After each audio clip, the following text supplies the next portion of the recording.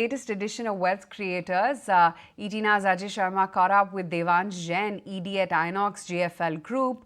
From value unlocking in renewables to plans for the EV battery chemicals business, Devansh talks about the group's ambitious plans in the chemicals and the renewables energy space. We have publicly stated our vision is to get to 2 gigs. Without specifying timelines, I think it's in the near future that we're going to get there. Obviously, depending on how large the Indian market becomes, if it's going to be closer to 10 gigawatts, which we think it should be by 2027, I think we'll take a larger chunk. We have the what I would call, we have the right to win. Our break-even costs today are negative. Along with our O&M business, even if I sell 0 megawatts, I make money. I'm not saying we won't sell megawatts. Sure. We're gunning for such massive numbers now that effectively I'm probably the last man standing in the industry. And I think that's been true even when the industry went through hell. We're probably the only player which survived with 0 haircut to any banker or creditor. I think on the Inox Green side, it's a natural play of Inox Wind as well. We have stated in the next 3 to 4 years, we want to make it a 10 gigawatt play. Frankly, I think we should be doing it much earlier than that. We're evaluating a lot more opportunities, not just O&M now, because the canvas within O&M is limited in terms of what we can acquire in the market. Organically, we're growing so rapidly, and we're looking at virtually all the inorganic pieces available in the market. But I think our cash flows are going to be so large, we're looking at a lot more things to do in that entity. So let's break it down a little more. For our viewers who, of course, are still understanding, we all are in that stage of phase of that renewables is a new subject itself. Can you just kind of in a ballpark figure, 2 GW at Inox Green, what kind of revenues are we talking about here whenever they happen? And for O&M as well, 10 GW, what kind of revenues are we talking about here? Look, so at Inox Wind, 2 gigawatt revenue run rate would be close to about 14,000 crores. And at Inox Green, a 10 gigawatt operations maintenance business would be about 1,000, but that runs at 50% margins. Right. So it's not a top line heavy business, but the bottom line is 50%. And we're looking at adding a lot more things in that to make it much larger than the broad numbers we're talking about. So next big value accretion, if I may say, is actually happening on the O&M side? Well, Inox Wind owns O&M, but I think Inox Wind has just started. Whatever the market expects of us, I think we're planning something much larger. We're looking at much larger things. I don't want to talk about everything at this point in time, but I think our ambitions and the things we're working towards, including the we're backward integrating into many things, which adds a lot of value, because at that size, you touch anything, we had 100 crore of incremental profitability. So we're looking at very, very low-lying products which can boost profitability even beyond the 15-16% margins we've guided for at Inox Wind. Excellent. So you talk about vision. Talk to us about next 2 to 3 years. What is the broad vision? See, you have answered all the queries of the market. Market is worried about a lot of issues. One by one, you have ticked the, all the checklist. From here on, what is the ambition, the bigger ambition, 2 to 3 years?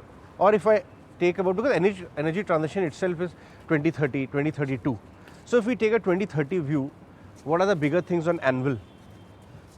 Look, I think in the entire energy transition piece, I think in terms of ambition, I think we're a very, very ambitious group. Yes, we don't like debt, so we completely stay away from debt. My upbringing was always to be debt averse, and given the phase I went through in Inox Wind, I've changed it to call I'm allergic to debt. That does not mean we're silly and stupid about things. If we need to take short-term debt, or if we need working capital to ramp up businesses, we will do that. Having said that, we are looking at businesses which run on very high margins, niche businesses, which could be, they're not necessarily not maybe very top line heavy, but from a bottom line perspective, very, very heavy. Cash flows, significant free cash flows. We don't want paper profits. We don't want top lines with no margins and people not having liquidity and so on and so forth. Having said that, I think besides wind, green, couple of value unlocking initiatives we're looking at in our EPC ventures, I think there's going to be significant value creation emerging out of our battery chemical business. That's at GFL. It's a 100% sub called GFCL EV. I think we're going to see massive value creation thereafter in GFL Green Hydrogen. couple of other ventures. We also have our own IPP, which is in the family office at this point in time. It's called Renewables.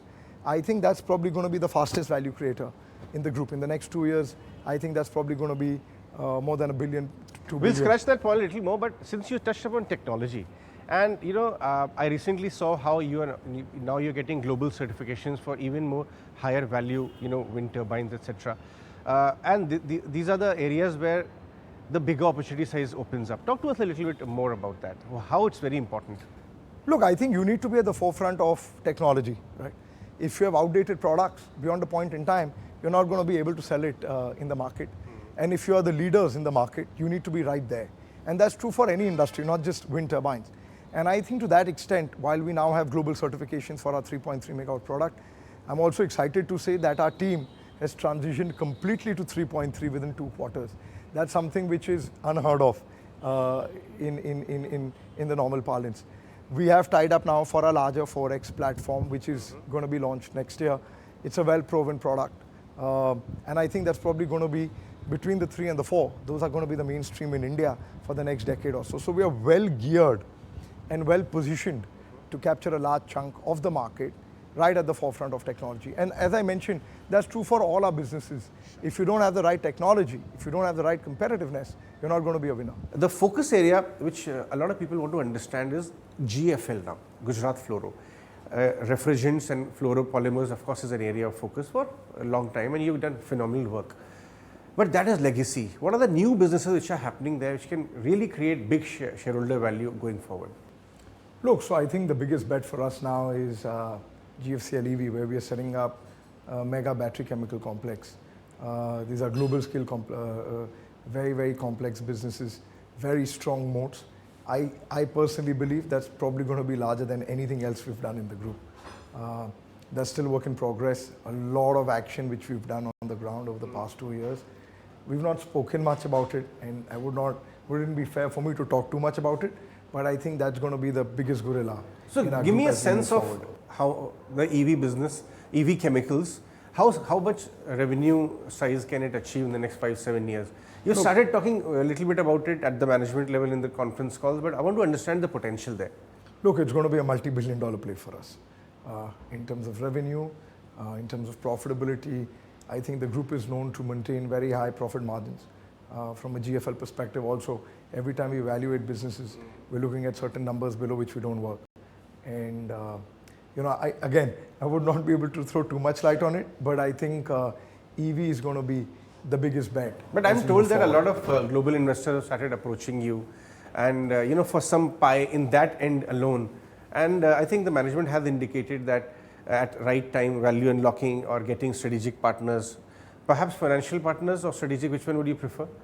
Look, I don't think it's strategic partners. We've got the technology tie-ups in place. We have a very large R&D team, both in India and globally, thanks to our fluoropolymer business experience. It's not really right to say a financial partner, but it's really going to be financial investors who'll probably get a small piece of the pie. As we are known to list all our companies eventually, I would assume the eventual goal would be to list all our larger ventures. And to that extent, while we will raise some capital in EV, eventually. So will that business also be carved out and listed separately at some point in time? I would tend to believe so. Of course, the board of directors needs to decide that. But obviously, the group thinking is that eventually it would be listed. There's also a sense among some of your large shareholders, which are taking feedback from, that the 3 big vehicles of the group in the listed side, of course, right now are GFL, wind, and the green, of course. But beyond that, there are some certain option values which are being incubated. If you can give us some flavor on what are the early stage ideas you're working on, and which companies are they falling under, which if in due course can actually become pretty large, which is not right now being. Look, so across the 2 verticals of chemicals and renewables, in chemicals, obviously EV, which has been spoken about, the numbers are not there. I don't think people understand that. We've not spoken much because I think it's more important building on the ground and then going out and creating value. I think that's going to be the biggest option value. Beyond that, we've touched upon it briefly. We're working on green hydrogen. We're working on semicon. So that will be under GFL? Those will be SPVs of GFL. So chemicals which are utilized in green hydrogen as well as So it's fluoropolymers and really in green hydrogen, and then you've got stuff which is used in semicons as well. I think these are going to be ventures which I think would all hopefully be. What stage are they in right now? Are they really early or they are not very early? They are kind of taking shape. I think all of them will start playing out in the next 1, 2, 3 years. Okay. All these ventures. Of course, there are some other things we're working on. It's too far apart. It's infancy. But these are projects we've been working on for a while. I think in the next 1, 2, and 3 years, depending on which vertical we talk about, I think they're going to take off in a massive way. And I think similarly on the renewable side, of course, it's now wind which is taken off. I think we're just at the cusp. I think that's one entity which is going to see massive growth.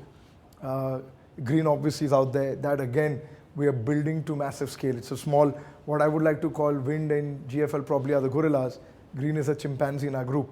We're building it to become a gorilla as well.